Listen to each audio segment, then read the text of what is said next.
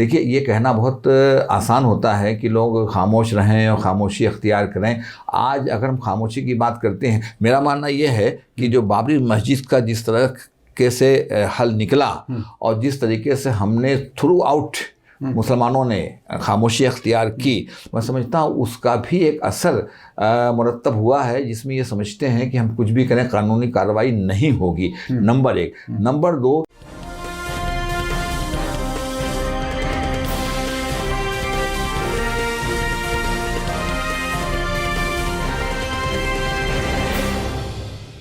Hello, नमस्कार, आदाब, सत श्री अकाल और अस्सलाम वालेकुम। मैं हूं मोहम्मद अहमद काज़मी, लेकर आया हूं आपका पसंदीदा कार्यक्रम आपके रूबरू। इस कार्यक्रम में हम बहुत सी वो तफसीलात आप तक पहुंचाने की कोशिश करते हैं जो आमतौर पर आपको मीडिया में कहीं नज़र नहीं आती। और आजकल के जो गोदी मीडिया है उसमें तो आपको कभी कोई ढंग की बात सुनने, समझने, देखने के लिए मिलेगी ही नहीं। ऐसे हालात हो गए हैं।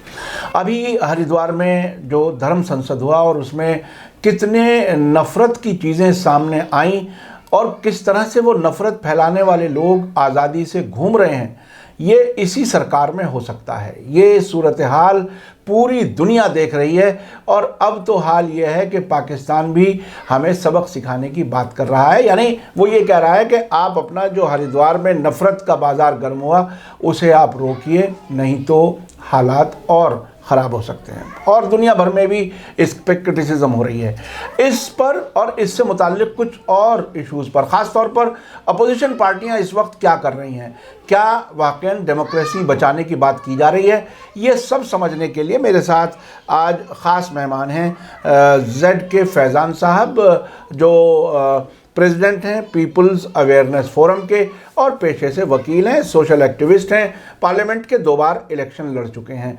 बहुत ही दुनिया देखी है, देश को अच्छी तरह से देखते हैं और किन हालात से मुल्क गुजर रहा है उस पर बहुत ही बेबाकी से बात करते हैं। ZK फैज़ान साहब, आपका शुक्रिया, आप तशरीफ़ लाए, आपने वक्त दिया।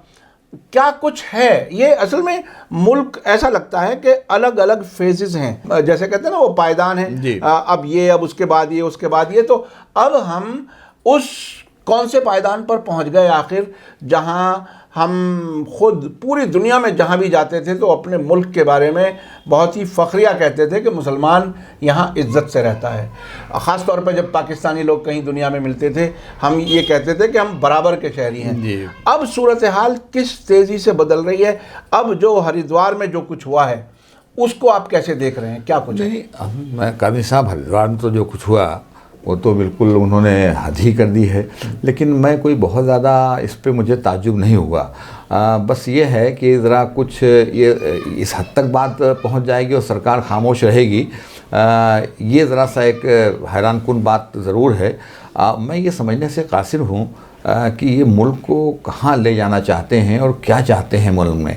बदअमनी फैलाने का इनका ख्याल है और ये जो कुछ कर रहे हैं दरअसल इससे मुल्क जो है खाना जंगी की तरफ जा रहा है।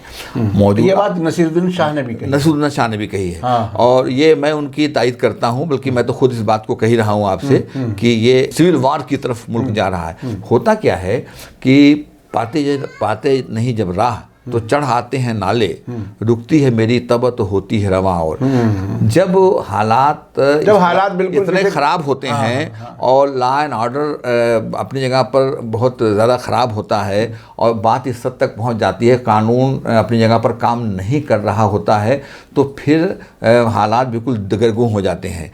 देखिए, ये कहना बहुत आसान होता है कि लोग खामोश रहें और खामोशी अख्तियार करें। आज अगर हम खामोशी की बात करते हैं, मेरा मानना ये है कि जो बाबरी मस्जिद का जिस तरह से हल निकला और जिस तरीके से हमने थ्रू आउट मुसलमानों ने खामोशी अख्तियार की, मैं समझता हूँ उसका भी एक असर मुरतब हुआ है, जिसमें ये समझते हैं कि हम कुछ भी करें कानूनी कार्रवाई नहीं होगी। नंबर एक। नंबर दो, ये जो अभी हरिद्वार में इन्होंने इस एक्सट्रीम पर बातें कही हैं, इससे पहले भी इन्होंने बहुत मरतबा जो धर्म संस्था मुनक़द किया है उसमें बात की थी। और हरिद्वार अब तो छोटे बच्चों को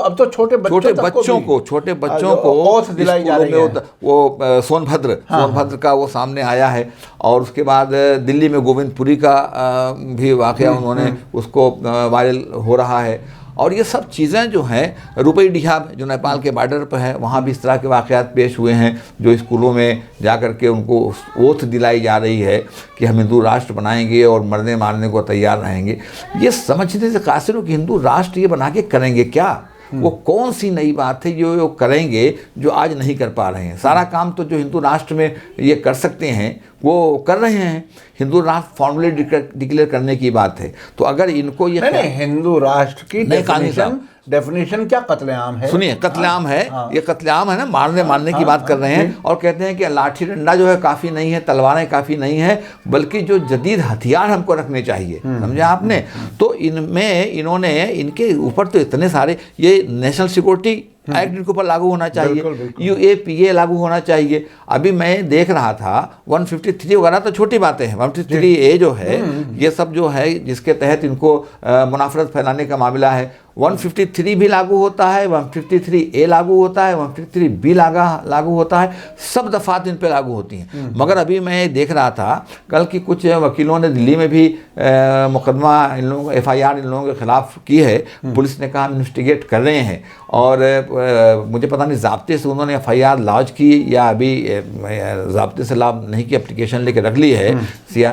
तो वो उसमें क्या कर रहे हैं, लेकिन वकला ने यही कहा कि हमें तो अभी कोई उम्मीद नज़र नहीं आती है। ठीक है, वो फिर 156 के 3 के तहत वो मजिस्ट्रेट कोर्ट में जाएंगे, वहाँ कॉन्फिडेंस लेने की बात करेंगे, लेकिन ये पुलिस को फ़ौरन इसमें कार्रवाई करनी चाहिए। पुलिस ने कहा कि हम कार्रवाई कर रहे हैं, अरे भाई तमाम चीज़ें वायरल हो रही हैं और आप जो है कार्रवाई नहीं कर रहे हैं। अब से जितने सबूत आज के ज़माने में मिल जाते हैं आसानी से मिल जाते हैं, उसके बावजूद सारी की सारी चीज़ें उस पर हैं। और सुदर्शन जो चैनल है जो तमाम चीज़ों को कर रहा है, उसके खिलाफ कोई कार्रवाई नहीं हो रही है। चैनल को बंद करने, देखिए होना क्या चाहिए, इमीडिएटली चैनल को बंद करना चाहिए, इमीडिएटली वो चौहान के को बंद करना चाहिए। और जितने भी इस तरह के धर्म संसद के अंदर जिन लोगों ने तकरीरें की हैं वो सब सामने है, उनके खिलाफ फौरन एक्शन लेना चाहिए। नहीं तो ये मुल्क, इसमें कोई दो राय नहीं है कि खाना जंगी की तरफ बढ़ रहा है। न हिंदुस्तान की जमहूरियत बाकी रहेगी, ना कॉन्स्टिट्यूशन बाकी रहेगा। कॉन्स्टिट्यूशन को ख़त्म करने की बात पहले ये कर रहे हैं कि मनुस्मृति लागू करेंगे, ये करेंगे, वो करेंगे। तो लेकिन एक बात मैं अर्ज़ करूं, जो अभी आपने बीच में मैं समझता हूँ तारीफ़ी उसमें एक बात कही थी कि अपोजिशन पार्टियां जो हैं उनका क्या रोल है। ये ज़्यादा सोचने की बात है। आज जो मुल्क में तमाम लोग परेशान है कि सब मुस्लिम पार्टियां, मैं किसी का नाम नहीं लेता, चलिए मैं नाम ले लेता हूँ, MIM है, दूसरी पार्टियां कि साहब वो यूपी में झंडे इलेक्शन होने वाला, झंडे गाड़ रही हैं, फलाना है ठिकाना है। तो ये मैं बार बार ये बात मैंने कही है, आपके चैनल में भी कही है कि आखिर ये मजबूर, ये जो है अपने आप को, जो हमारा नौजवान है, जो मुस्लिम टीनेजर है, यूथ है, वो ये देख रहा है कि अपोजिशन पार्टियां जो हैं, जो सेकुलर पार्टियां हैं, वो कुछ उसमें बोल नहीं रही हैं, सब की सब खामोश हैं। एक तरफ से कम्युनिस्ट पार्टी ऑफ इंडिया है, दूसरी दो एक पार्टियां बोल नहीं, ऐसा नहीं है, कुछ लीडर्स भी उनके बोल रहे हैं, लेकिन जो सेकुलर पार्टियां कहलाती हैं जो वो बिल्कुल खामोश हैं। समझा आपने? चाहे समाजवादी हो, चाहे कांग्रेस हो, चाहे BSP हो, चाहे RJD हो, चाहे क्या कहते हैं लालू प्रसाद की। अरे साहब, एक बार मैं आपको बीच में इंटरप्ट कर रहा हूँ। एक वाकया मुझे याद आ गया, दिल्ली में जब बटला हाउस हुआ जी, और उसके बाद कांग्रेस के खिलाफ माहौल बना, क्योंकि शीला दीक्षित उस वक्त चीफ मिनिस्टर थी जी। तो एक जर्नलिस्ट को बुला करके शायद अखबारों में कुछ पॉजिटिव बातें कहलवाने की कोशिश कर रहे थे जी जी। तो शीला दीक्षित के यहाँ अखबार वालों को बुलाया, हम भी पहुँच गए, और उन्होंने, शीला दीक्षित ने कहा कि अरे साहब हम तो सेकुलरिज्म की ही वजह से सरकार में आते हैं वगैरह वगैरह। तो मैंने उनको रोक करके कहा कि देखिए आपने बिल्कुल सही कहा कि मुसलमानों की वोट से आप सरकार बनती है जी जी, लेकिन जब सरकार बन जाती है तो उसके बाद इतना भी नहीं करते कि आप बटला हाउस की जुडिशियल इंक्वायरी करा दें जी, फिर जी, आप किस काम के जी जी। तो बिल्कुल यही बात आज जो है वो नजर आ रही है। अब आप अपनी बात आगे रखें। जो कुछ वहां पर कहा गया, समझा आपने, उसके बाद कुछ बचता है क्या? कुछ कार्रवाई करने के लिए कुछ जरूरी है क्या? समझा आपने? पुलिस तो जरा सी बात पर, जरा सा अभी किसी मस्जिद से कुछ हो जाए, किसी खानका दरगाह से कुछ हो जाए, या किसी मुस्लिम इंस्टीट्यूशन में कोई जरा सी बात पकड़ में आती है तो कहाँ से ले जाके कहाँ का सिलसिला मिलाते हैं। समझा आपने? मुझे तो अब ऐसा लग रहा है, जरा सा सुनिए, धर्म परिवर्तन के मामलात में कहाँ किसको अरेस्ट किया, कहाँ का तार कहाँ जोड़ा, कहाँ जी, गए, जी, कहाँ जी, से जी, जी, तलाश कर करके पाताल से निकाल करके ला रहे हैं। यहाँ सब कुछ सामने आप पकड़ नहीं रहे। नहीं, उस पाताल में भी कितना सच है कितना झूठ है अभी तो अदालत तय नहीं, करेगी। मैं कह रहा हूँ ना कि उनको पकड़ के लाके जबरदस्ती उन्होंने आपको अदालत के हवाले कर दिया। यहाँ पर आप पकड़ने को तैयार नहीं है, किसी को कुछ करने को तैयार नहीं है। असल में ऐसा होता है काजमी साहब कि ये सरकार की बुनियादी जिम्मेदारी है, मगर सरकार तो उसी एजेंडे के तहत जा रही है। और उसी एजेंडे पर वो हुकूमत में है। इलेक्शन आ रहा है, उनको सूट कर रहा है। अच्छा, हम जैसे लोग जो हैं, आप जैसे लोग जो हैं, वो यकीनन इस बात की अपील करेंगे और करना चाहेंगे कि भाई इनको जो है दरगुजर कीजिए। ये सैडिस्ट लोग हैं, समझा आपने। इस ज़हनी तवाज़ुन इनका ठीक नहीं है, समझा आपने। कुछ तो ऐसे होते हैं सैडिस्ट नेचर के, जो उनको दूसरों को तकलीफ देने में मज़ा मिलता है। शायद उसमें बहुत से लोग इस नेचर के हैं, और दूसरे उसमें आकर के जुड़ जाते हैं, जो इस तमा से जज्बात को भड़का करके और चंदागिरी का, चंदाखोरी का काम भी करते हैं। वो हर जगह मौजूद है, इनके यहाँ भी मौजूद हैं और हमारे यहाँ भी मौजूद है। हाँ, लेकिन सवाल यह है कि जिम्मेदारी सरकार की होती है ना। इनके खिलाफ एक्शन लेने की सरकार नहीं ले रही, क्योंकि सरकार को ये सूट कर रहा है और सरकार इसको यूपी इलेक्शंस में कैश भी कराना चाहती है। लेकिन वो जिससे इनको नुकसान होने वाला है, जो मुसलमानों के वोटों के तलबगार होती हैं और चाहते हैं कि उनको वोट दें, मुसलमानों ने दिया है, इनको दिया, उनको दिया सेकुलरिज्म के नाम पर। वो खुद आजकल के इसी वाक़े को धर्म संसद के नाम पर जो होना चाहिए था, ये तो इतना बड़ा वाक़या है कि अपोजिशन को एकदम खड़े हो जाना चाहिए। बिल्कुल, मगर बिल्कुल। वो खड़ी नहीं हो रही है। तो फिर हिंदुस्तान का आइन बना काजमी साहब, तो उसमें सेकुलरिज्म और सोशलिज्म का वर्ड नहीं था प्रेम्बुल के अंदर। ये 1976 में इंदिरा गांधी जब यहाँ पर प्राइम मिनिस्टर थी, तो उनके ज़माने में ऐड किया गया, जो 1977 जनवरी से लागू हुआ, समझा आपने। लेकिन प्रेम्बुल में Hindustan sovereign and democratic Republic होगा, लेकिन सेकुलर और सोशलिस्ट बाद में जोड़ा गया उस वक्त भी, क्योंकि जरूरत महसूस की गई। कुछ लोग बेकार की बातें करते थे ताकि उनको इसमें लाया जाए दायरे कार में, समझा आपने।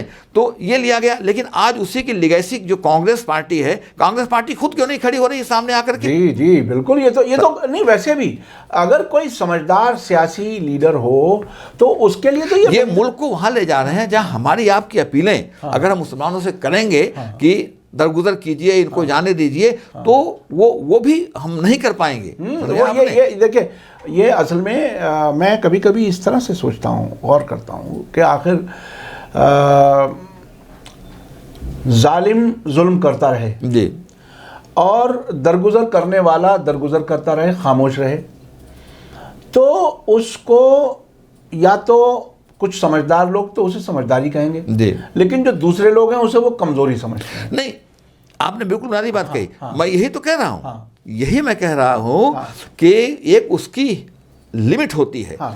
बाबरी मस्जिद मथुरा और काशी ला के बीच में खड़ा कर दिया, और अगर हम कह दें थोड़ी देर के लिए कि मथुरा काशी को जाने दीजिए, तो आप और लाके खड़ा कर देंगे। मतलब कहाँ तक आप जा करके, तो कहीं ना कहीं आदमी को पोजीशन लेनी पड़ती है। मैं इसीलिए तो कह रहा हूँ कि मुल्क को ये सिविल वार की तरफ ले जा रहे हैं, जहां पर हमारी अपीलें बेकार हो जाएंगी। अच्छा, ये कमाल तो ये हो गया भाई, इन्होंने ये कह दिया कि आर्मी को कह दिया, पुलिस को कह दिया, ब्यूरोक्रेट्स को, म्यांमार जैसा कुछ करें, कि म्यांमार जैसा कत्लेआम करेंगे। इनके बस की बात है। आदमी साहब मुझे बताइए, आप ये पागल हैं, दीवाने हैं, ये क्या है? मेरी समझ में बात नहीं आती कि ये, अरे 10-20 माफ कीजिएगा, ये लिंचिंग के वाक़यात कितने हुए? 150, समझे आपने?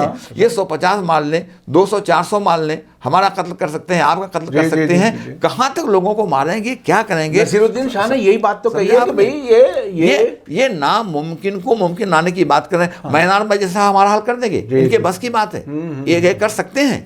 ख्वामखाई जो चाहे बकवास करते रहो, ये नहीं कर सकते। इनकी समझ में बात नहीं आती। इतने 20 करोड़ हैं भाई, और 20 करोड़ पूरे मुल्क में फैले हुए लोग हैं, देखिए, मैं तो इससे आगे की बात कहता हूँ, और चूंकि सोशल मीडिया पे लोगों तक बात पहुँच, अब मुझे बताइए, सुनिए। नहीं, वाकई मैं आपको बता रहा हूँ कि अगर सभी मुसलमान अपनी पहचान के साथ बाहर आ जाएं जी, और अपने सही से नाम भी, बहुत सी तादाद तो वो है जो बेचारे अपने नाम भी बदल के रहते हैं, राइट, खामोश रहते हैं, अपने बच्चों के टिंकू पिंकू नाम रख करके जीते हैं, उन्हें नाम लेते हुए भी शर्म आती है। कुछ लोग हैं ऐसे कमज़ोर। अगर वाकई सही आबादी मुसलमानों की भी सामने आ जाए, क्योंकि ये तो हर अपोजिशन, दुनिया का ये तरीका है कि हर मुखालिफ जो भी हुकूमत होती है वो माइनॉरिटी की तादाद कम करके बताती है, हमेशा कम करके बताती है। जब हमने 1983 में जर्नलिज्म शुरू की थी, जब भी 20 करोड़ थे और आज भी 20 करोड़ हैं। मतलब मैं एक बात कह रहा हूँ, ये परसेप्शन है। तो अगर वाकईन सभी मुसलमान अपनी पहचान के साथ और असर्टिव होकर के जीने लगें, जिसके लिए मजबूर कर रहे हैं जी, तो हालात बड़े ख़राब हो सकते हैं। दूसरी बात, नौजवान जिस तरह से उनको किस तरह से खामोश करके रखा गया है, सभी जो एल्डर्स हैं मैं समझता हूँ बहुत ही समझदारी से काम ले रहे हैं, वक्त गुजारने की बात कर रहे हैं, लेकिन वाकई आप जो बात काजी साहब कह रहे हैं ना, मैं खुद लोगों से कहता हूँ, समझाता हूँ, तो मुझसे एक ऐसा सवाल कर देते हैं कि भाई कब तक, कोई लिमिट तो होनी चाहिए। बिल्कुल, समझे आपने। तो ये जो है मुल्क के हालात बहुत ख़राब हो रहे हैं, समझे आपने। ये कह रहे हैं म्यांमार की तरह हमारा कत्लेआम करेंगे, इनके बस की बात है, समझे आपने।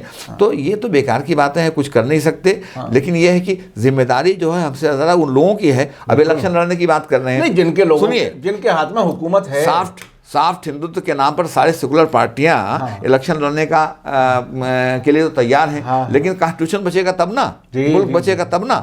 ये तो अब ये कह रहे हैं कत्लेआम का मतलब क्या होता है, ये कत्लेआम आर्मी से कह रहे हैं। अरे आर्मी हो चाहे पुलिस वाले हो, कहीं न कहीं देखिए ऐसा नहीं है कि हम सबको एक तरफ से कह दें कि आर्मी हमारे खिलाफ लग जाएगी, पुलिस वही उसी में इनके आर्डर्स को सरकारें जब आर्डर्स करती हैं, इस तरह के जब हालात होते हैं, बड़े बड़े डिक्टेटर्स उन्होंने आर्डर किए हैं और आर्मी ने और पुलिस ने मानने से इनकार कर दिया कि हम नहीं मानते। अंग्रेजों के ज़माने में नहीं, लोगों ने मानने से इनकार कर दिया था।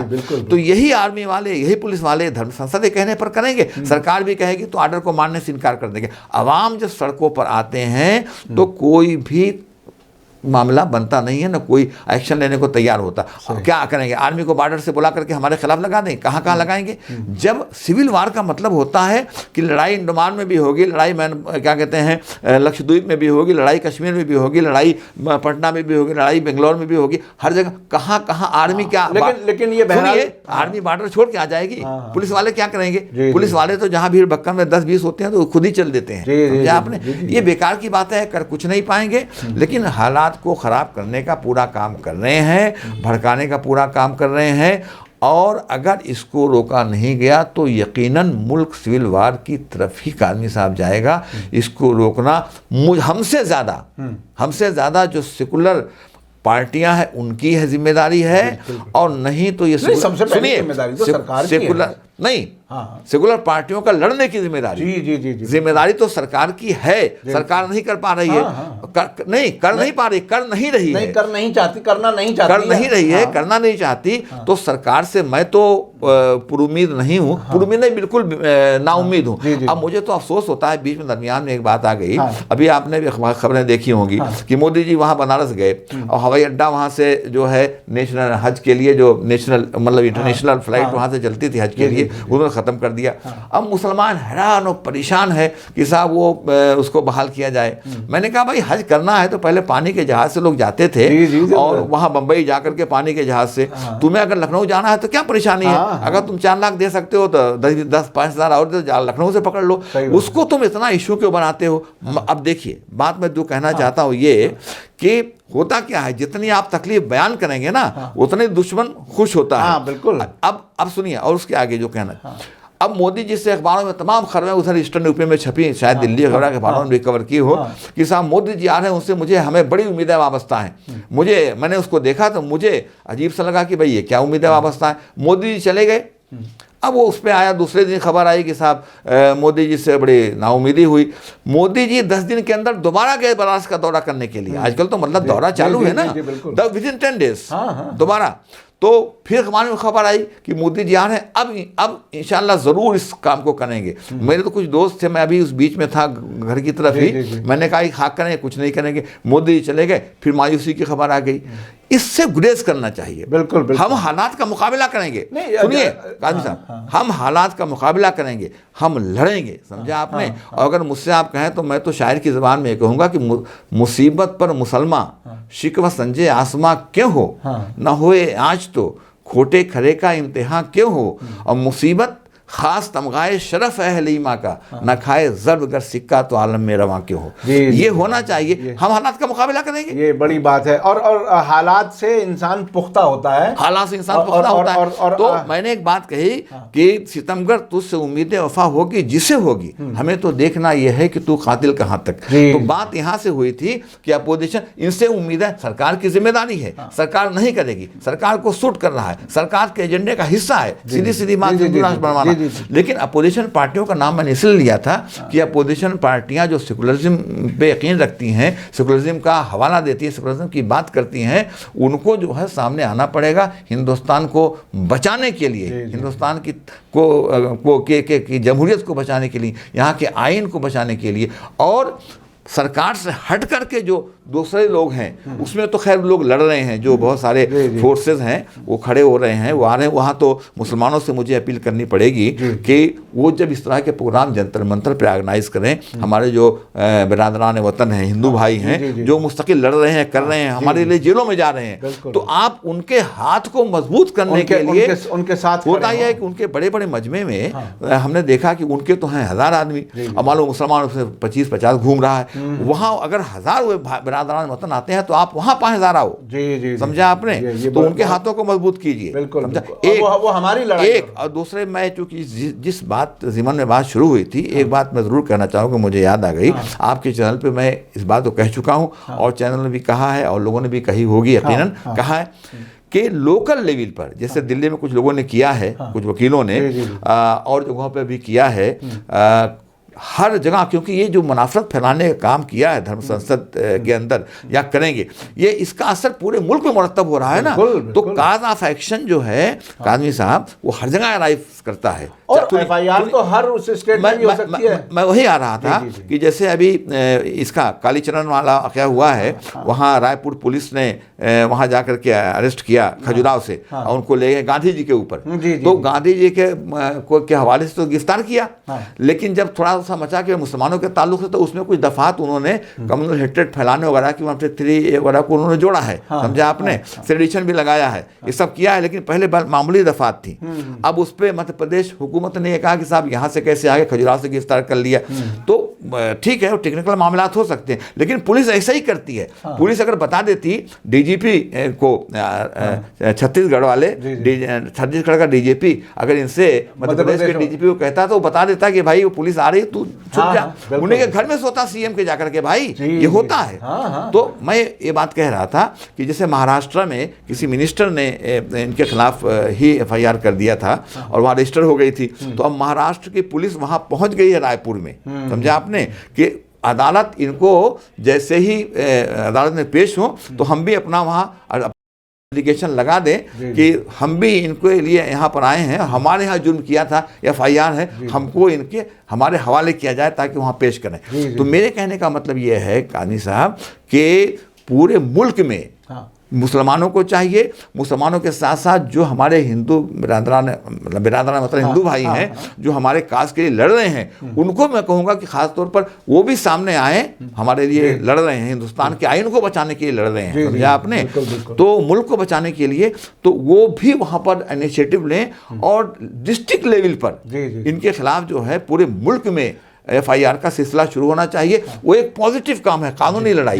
इसलिए कि लाख हम कानून को वो करें, लेकिन अदलिया पर कहीं ना कहीं आकर के हमको टिकना पड़ेगा। कोई तो कार्रवाई होगी, जो भी सिस्टम एग्जिस्ट कर रहा है। नॉन बीजेपी सरकारों में तो कर ही सकते हैं। नहीं, हम भले कुछ एतराज करें, बाबरी मस्जिद के ताल्लुक से करें, सुप्रीम कोर्ट को कटघरे में खड़ा करें, ये सब ठीक है, लेकिन अदालतें काम कर रही हैं। अदालतों के जरिए हम बहुत सारा रिलीफ पा रहे हैं, और अदालत कहीं ना कहीं हमारी उम्मीद की एक तरह से वो है कि उस उम्मीद रखते हैं, रखनी भी चाहिए। समझा आपने? तो अदलिया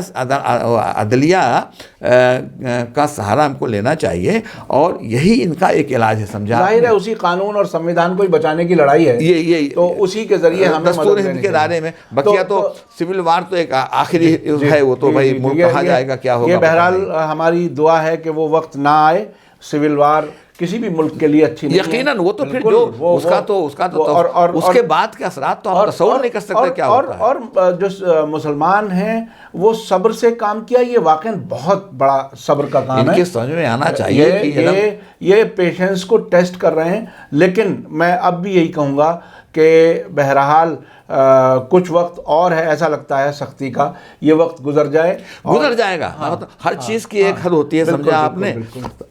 लेकिन आपने जो इसलिए कि रात का अंजाम भी मालूम है हमको सरूर, लाख अपनी हद से गुजरे तासहर जाएगी रात। इंशाल्लाह ये सब फेजेस हैं, समझा आपने। इसको साबित कदम रहना है। और यकीनन मैं ये कहना चाहूँगा आपके चैनल के ज़रिए कि जहाँ तक मुमकिन हो वहाँ तक इसको सब्र से काम लेना चाहिए।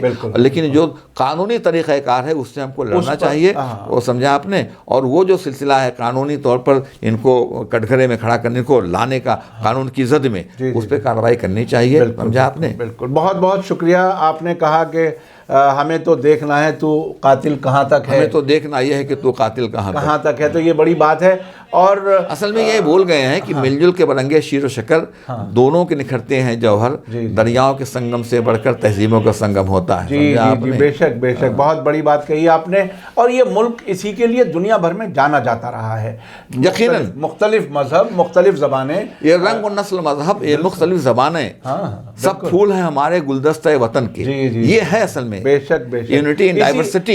यूनिटी इन डाइवर्सिटी यही हमारा प्रिंसिपल रहा है, यही हमारा पहचान और हमारी प्रिंसिपल यही है। ये काज़मी साहब, ये बहुत ही चंद नहीं, मादूदे चंद लोग हैं। मैं आपको बता रहा हूँ, मैंने कहा ना कि शुरू में एक बात मैंने अभी बीच में कही थी कि सैडिस्ट नेचर के कुछ लोग हैं, उसमें कुछ चंदाखोरी वाले भी जमा हो गए हैं और उसमें फिर फेनेटिक्स जाके जमा हो गए हैं।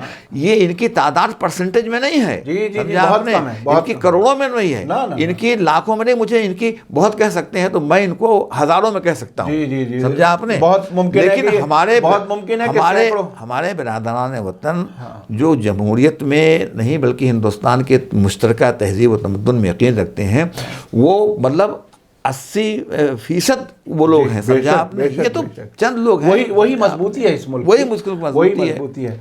बहुत बहुत शुक्रिया ज़ैड के फैज़ान साहब, आपने बहुत ही खुल कर के अपने बात रखी। और नसीरुद्दीन शाह वाले स्टेटमेंट को भी आपने कहा कि आप सपोर्ट भी करते हैं और आप भी उसी राय के हैं। उसी राय का हूँ, बिल्कुल। तो ये बहुत ही अहम वक्त है, क्रूशल वक्त है पूरे देश के लिए, उन लोगों के लिए जो इस अपनी मादर वतन से मोहब्बत रखते हैं, वो जो इस देश को सेकुलर और सोशलिस्ट देखना चाहते हैं, जो महात्मा गांधी के रास्ते पर इस मुल्क को आगे बढ़ते हुए देखना चाहते हैं। मैं समझता हूँ उन सब की यही राय है जो बात आप कह रहे हैं। इसी के साथ मुझे दीजिए इजाज़त। धन्यवाद, शुक्रिया। जय भारत, जय हिंद।